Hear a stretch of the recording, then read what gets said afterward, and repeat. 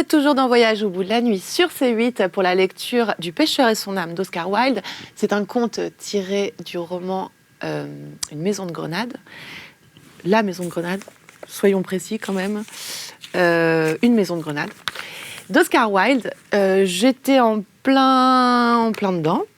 Et du coup, en fait, le pêcheur a retrouvé son âme, car le pêcheur espère bien voir cette danseuse aux pieds blancs. Car oui, il est amoureux d'une sirène, mais la sirène n'a pas de pieds. Donc, il a regagné son âme et ils sont dans un grand voyage. On en était là et son âme lui disait « Sois en paix, sois en paix ».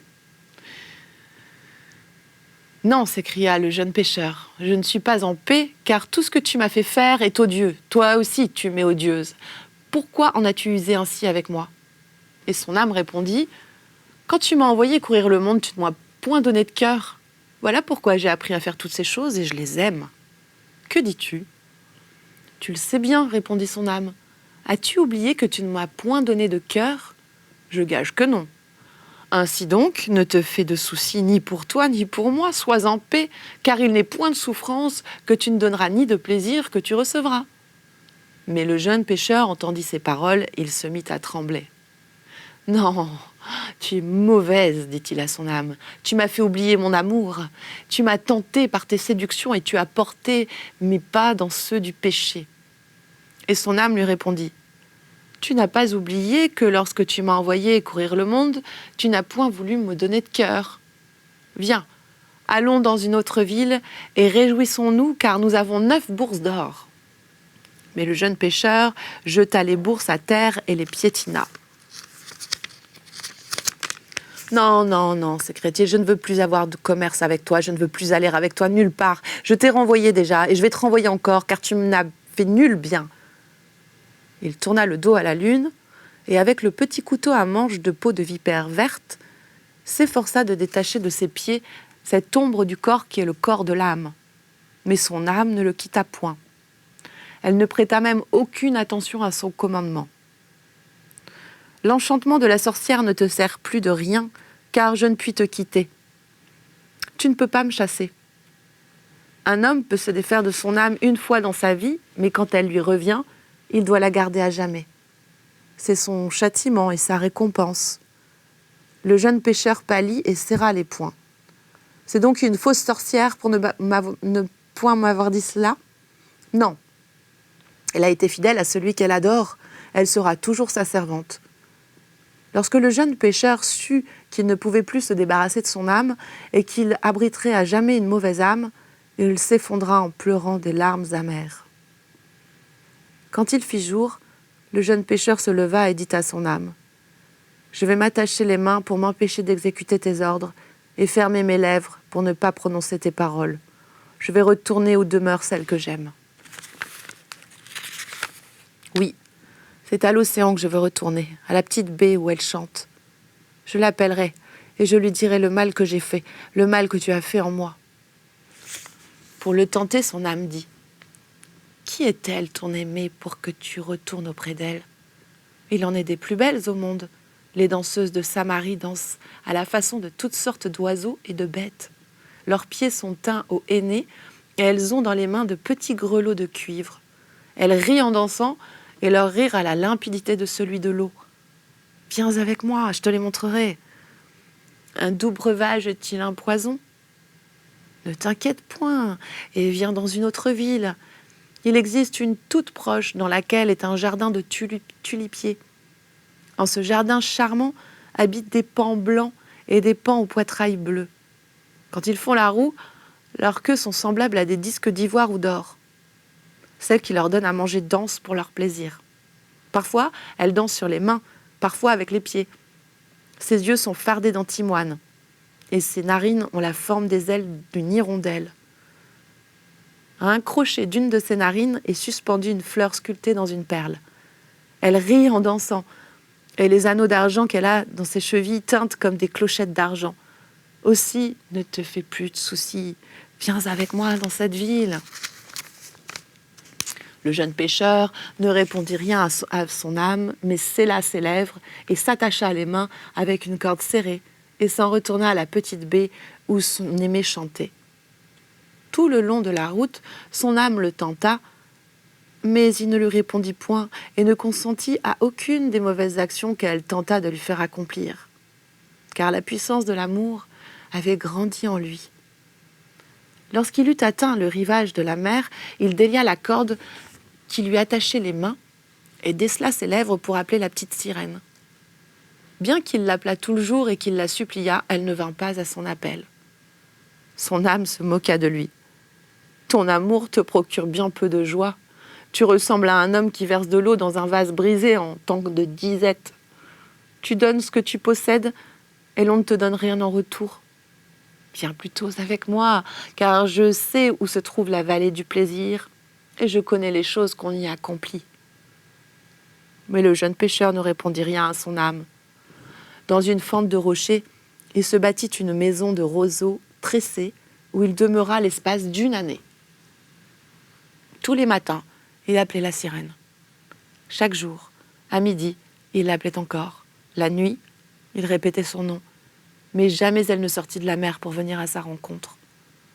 Bien qu'il la cherchât dans les cavernes et dans l'eau glauque, dans les flaques laissées par la marée et dans les puits qui sont au creux des profondeurs, il ne put la trouver à aucun endroit dans la mer. Son âme le tenait constamment en lui chuchotant des choses horribles. Mais elle ne put prévaloir contre lui, si grande était sa force d'amour. Quand l'année fut écoulée, l'âme enfouie dans son corps songea « J'ai tenté mon maître par le mal, et son amour est bien plus puissant que moi. Je vais le tenter par le bien, peut-être m'accompagnera-t-il ?» Elle parla donc au jeune pêcheur. « Je t'ai parlé de la joie du monde, et tu as fait la sourde oreille. Souffre que je te parle à présent de la douleur du monde et peut-être m'écouteras-tu.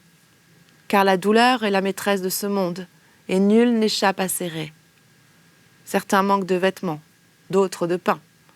Il est des veuves assises dans la pourpre et des veuves en haillons. Les lépreux errent dans les marais et sont cruels les uns envers les autres. Les mendiants vont et viennent sur les grands chemins et leurs besaces sont vides. Par les rues des villes marche la famine et la peste frappe à leurs portes. Viens, allons porter remède à tout cela.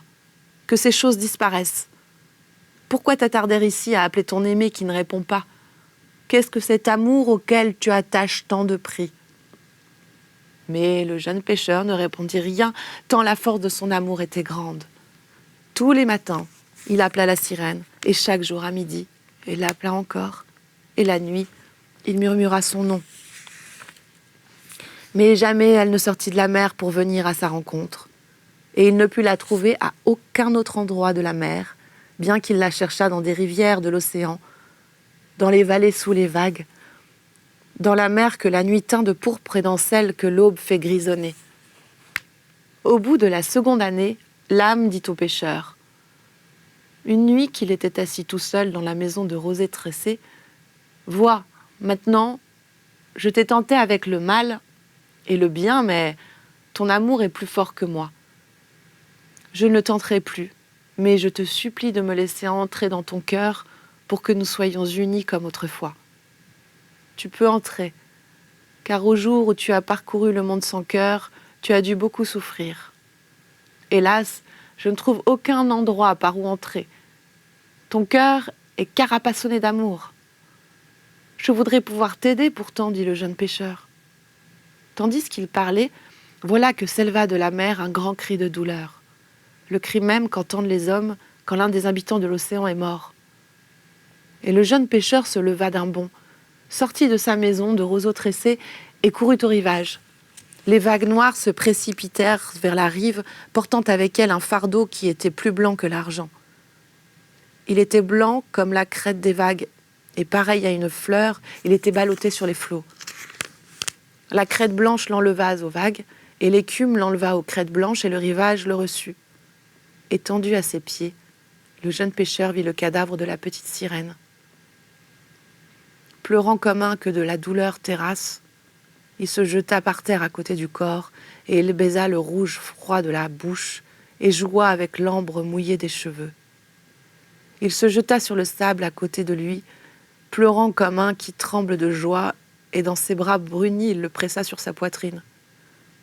Les lèvres étaient froides, mais il les baisa néanmoins.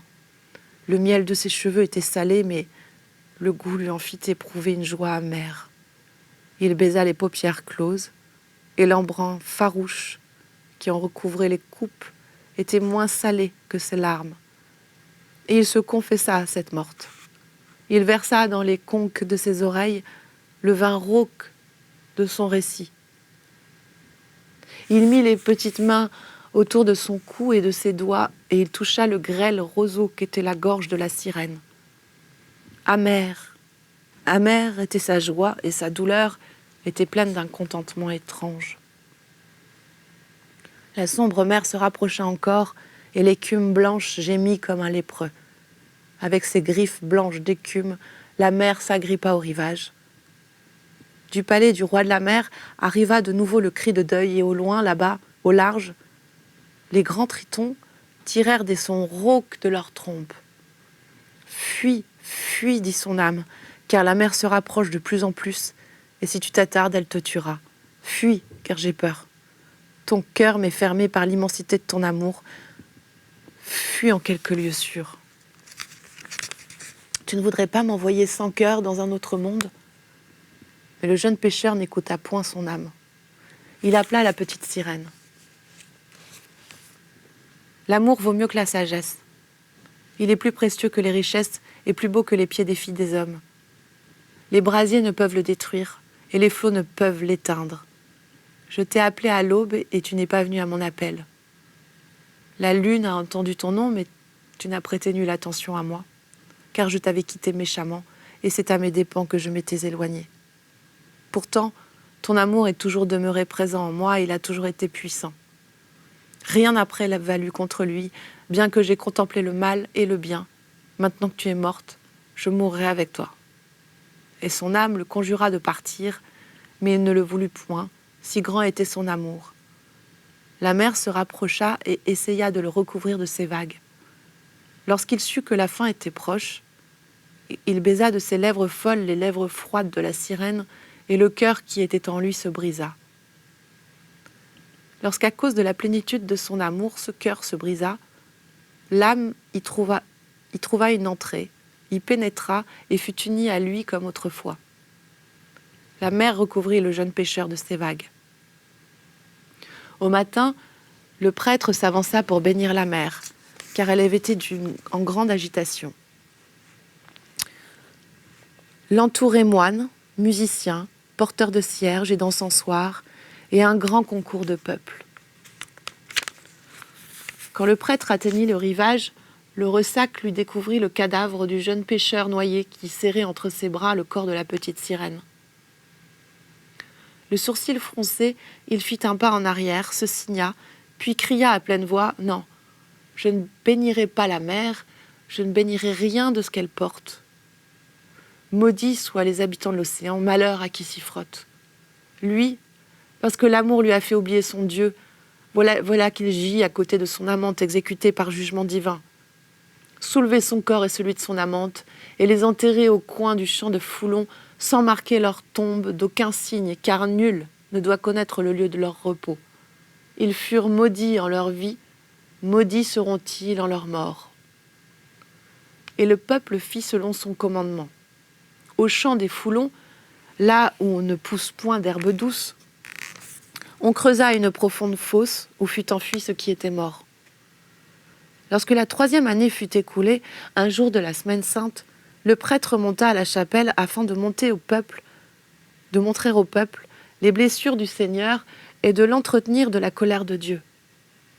Lorsque, drapé dans ses robes, il fut entré et se fut incliné devant l'autel, il vit que l'autel était couvert de fleurs étranges, telles qu'on n'en avait jamais connu de semblables. La singulière beauté de ces étranges fleurs le troublait, et leur odeur était douce à ses narines. Sans qu'il comprît la raison de ce bonheur, il se sentait heureux. Après qu'il eut ouvert le tabernacle et encensé l'ostentoire qu'il contenait, après qu'il eut montré au peuple l'éblouissante hostie qu'il dissimula derrière le voile des voiles, il commença de parler au peuple car il voulait l'entretenir de la colère de Dieu. Mais la beauté des fleurs blanches le troublait, leur odeur était douce à ses narines, et d'autres mots lui vinrent aux lèvres. Il ne leur parla point de la colère de Dieu, mais du Dieu dont le nom est amour. Pourquoi parlait-il ainsi? Il l'ignorait. Quand il eut fini de parler, le peuple pleurait, et le prêtre regagna la sacristie, les yeux pleins de larmes. Les diacres entrèrent pour le dévêtir, lui retirant l'aube et la ceinture, le manipule et l'étole. Quand ils l'eurent dévêtu, il les regarda et demanda « Quelles sont ces fleurs qui couvrent l'autel et d'où viennent-elles » Ils lui répondirent « Nous ne saurions dire quelles sont ces fleurs, mais elles proviennent du champ des foulons. » Et le prêtre trembla et retourna prier dans sa demeure. Le matin, alors que l'aube ne s'était point encore dissipée, il sortit avec les moines et les musiciens, avec les porteurs de cierges, les encenseurs et une foule nombreuse, et s'avança jusqu'au rivage de la mer qu'il bénit, elle et tous les êtres sauvages qui l'habitent. Il bénit aussi les faunes et tous les petits êtres qui dansent dans les bois, et toutes les créatures aux yeux rouges qui guettent à travers le feuillage. Tout ce qui vit dans l'univers divin, il le bénit, et le peuple était plein de joie et de stupéfaction. Mais dans le coin du champ des foulons, plus jamais il ne poussa de fleurs d'aucune sorte, et le champ demeura stérile comme il l'avait toujours été. Les habitants de l'océan désertèrent la baie qu'ils avaient pris l'habitude de hanter et s'enfurent dans une autre partie de la mer. C'était la fin du Pêcheur et son âme, ce conte issu de Une maison de grenade d'Oscar Wilde. Dans ce livre, il y a aussi un autre conte qui s'appelle L'enfant de l'étoile. Donc je vais continuer avec cette lecture. L'enfant de l'étoile. Il était une fois 2 pauvres bûcherons qui rentraient chez eux à travers une vaste forêt de pins. On était en hiver et cette nuit, le froid était mordant. Un épais manteau de neige couvrait le sol et les branches des branches. À leur passage, le gel faisait éclater les brindilles de chaque côté du chemin. Lorsqu'ils parvinrent à la cascade de la montagne, ils la trouvèrent immobile et suspendue en l'air car elle avait reçu le baiser du roi des glaces. Il faisait si froid que les animaux et les oiseaux eux-mêmes y perdaient leur latin. « Grrr !» gronda le loup, qui, la queue entre les pattes, clopinait à travers les broussailles. « L'abominable temps que voilà ! Pourquoi le gouvernement n'y met-il pas bon ordre ?» « Couic, couic, couic !» gazouillèrent les vertes linottes. « La vieille terre est morte et on l'a touchée dans son suaire blanc. La terre va se marier, voici sa robe de mariée, se murmurèrent les tourterelles. Leurs petites pattes roses avaient beau souffrir de sévères engelures, elles considéraient comme un devoir d'adopter sur la situation un point de vue romantique. « Sornette !» grommela le loup. « Je vous affirme que tout est de la faute du gouvernement. Et si vous ne me croyez pas, je vais vous manger. » Le loup avait l'esprit foncièrement pratique et jamais on ne trouvait à court d'arguments. « Eh bien, pour ma part, dit le pivert, qui était un philosophe né, je me soucie des explications comme de la théorie atomique. Si c'est comme ça, c'est comme ça. Et en ce moment, il fait affreusement froid. » Oui, il faisait affreusement froid. Les petits écureuils qui habitaient l'intérieur d'un grand sapin ne cessaient de se frotter le bout du nez pour se réchauffer. Et les lapins, recroquevillés au fond de leur tanière, ne se hasardaient même pas à mettre le nez dehors. Seuls les grands-ducs paraissaient prendre plaisir à la situation. Leurs plumes avaient beau être toutes raides de givre, ils n'en avaient cure et roulaient leurs gros yeux en roulant des appels à travers la forêt. « Tout-it, tout-it, tout !» Quel temps délicieux nous avons. Et les 2 bûcherons continuaient d'avancer en soufflant vigoureusement sur leurs doigts et en tapant leurs énormes souliers ferrés sur la neige durcie. Il leur arriva de tomber dans une congère profonde dont ils sortirent blancs comme meuniers qu'en tournemeule. Il leur arriva de glisser sur la glace dure et lisse qui couvrait la mare gelée, et les fagots tombèrent de leurs baluchons, et il leur fallut les ramasser et les lier de nouveau. C'est le moment pour moi de faire une toute petite pause. Ne bougez surtout pas pour la suite d'une Maison de Grenade d'Oscar Wilde. Je vous dis à tout de suite. Ciao, ciao, ciao. Bougez pas.